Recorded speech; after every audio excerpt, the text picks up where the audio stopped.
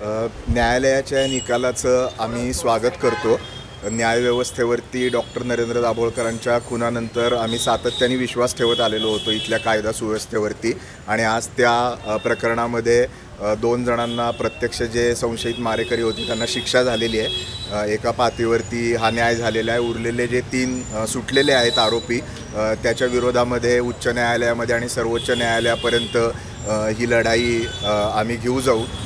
प्रत्यक्षामध्ये माणसाला मारून त्याचा विचार संपवता येत नाही आणि अशा पद्धतीनं डॉक्टर नरेंद्र दाभोळकरांच्या खुनानंतर त्यांचं काम संपलेलं नाही पण निर्धारांनी चालू राहिलेलं हे अधोरेखित होतं आणि ज्या विचारधारांकडे याच्याविषयी संशयाची सुई होती ते आज न्यायालयाच्या निर्णयामुळे त्याच्यावरती शिक्कामोर्तब झालं।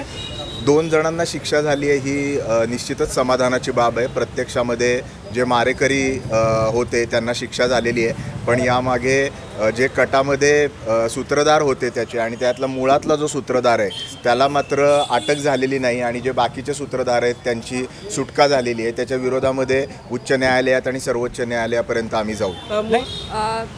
गौरी लंकेशच्या हत्येचा तपास आणि नालासोपारा शस्त्रसाठा जेव्हा पकडला गेला तेव्हा 2018 साली हे जे 2 आरोपी आहेत सचिन अंदुरे आणि शरद कळसकर हे 2018 साली पकडले गेले या 2 तपासांमधनं आणि त्याच्या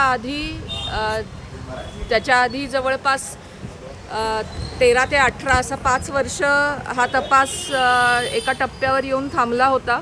आज आम्हाला असं वाटतं की जे ॲक्च्युअल शूटर्स होते त्यांना न्यायालयाने शिक्षा सुनावलेली आहे। ही एक महत्त्वाची गोष्ट घडलेली आहे या तपासामध्ये आणि ही जी संपूर्ण 11 वर्षाची लढाई होती ती मला असं वाटतं की महाराष्ट्र अंधश्रद्धा निर्मूलन समितीचे आम्ही सर्व कार्यकर्ते आणि सर्व हितचिंतक त्यामध्ये महाराष्ट्रातल्या इलेक्ट्रॉनिक आणि प्रिंट मीडियाचा देखील आवर्जून उल्लेख करायला पाहिजे की ज्यांनी हे कॉज लावून धरण्यामध्ये निश्चित एक महत्त्वाची भूमिका बजावली।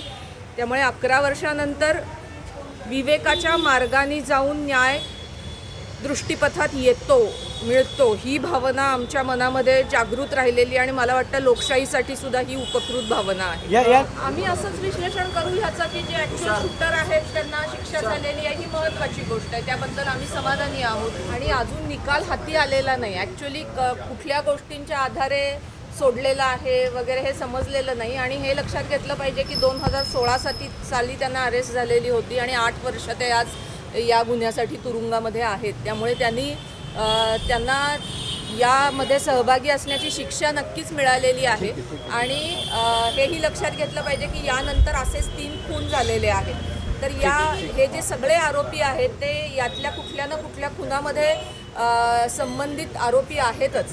त्यामुळे आमचा 2 प्रकारचा विश्वास आहे की इतर खुनांमध्ये देखील हा न्याय होण्याची प्रक्रिया घडेल आणि दुसरं म्हणजे आम्ही उच्च न्यायालयात जाऊच।